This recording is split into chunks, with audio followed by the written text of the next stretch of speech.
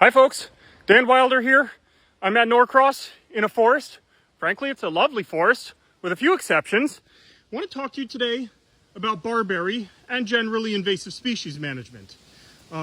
This is barberry, Barberris thunbergii.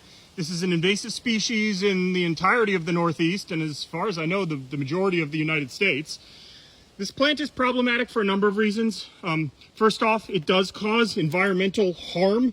You have degraded ecosystems. When this plant comes in, tends to take over, you lose diversity and things just don't go so well. But beyond that, there's human health concerns associated with this plant.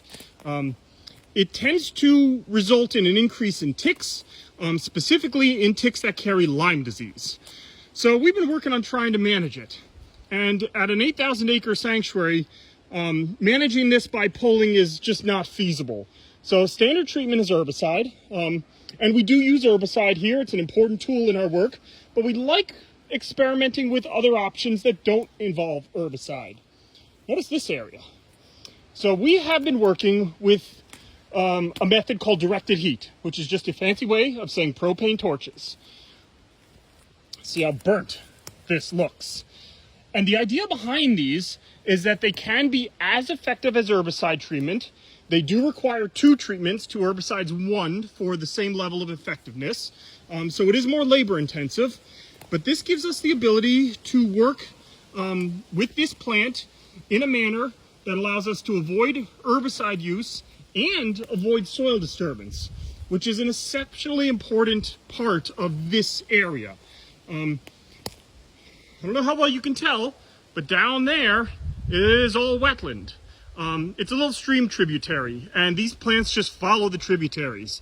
And soil disturbance in wetland ecosystems can be really problematic to aquatic organisms.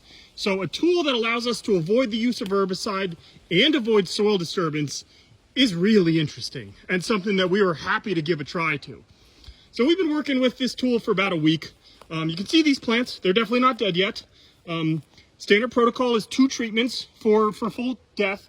So we just focus on the base of the plant, we burn it up. You can see all the dead stems here. It's definitely showing effects of it. Even the ones that are left, there's still quite a bit of yellowing going on in there. We'll come back in another month or 2 and give them a second shot for anything that's still showing signs of life. But we're hopeful. We're very hopeful that this will allow us to effectively control these plants with minimal, ecosystem disturbances, and hopefully much less labor intensive than, say, pulling the plants out, which is something we wouldn't do in the wetland anyway. Wetlands are delicate ecosystems, and in Massachusetts they are legally protected.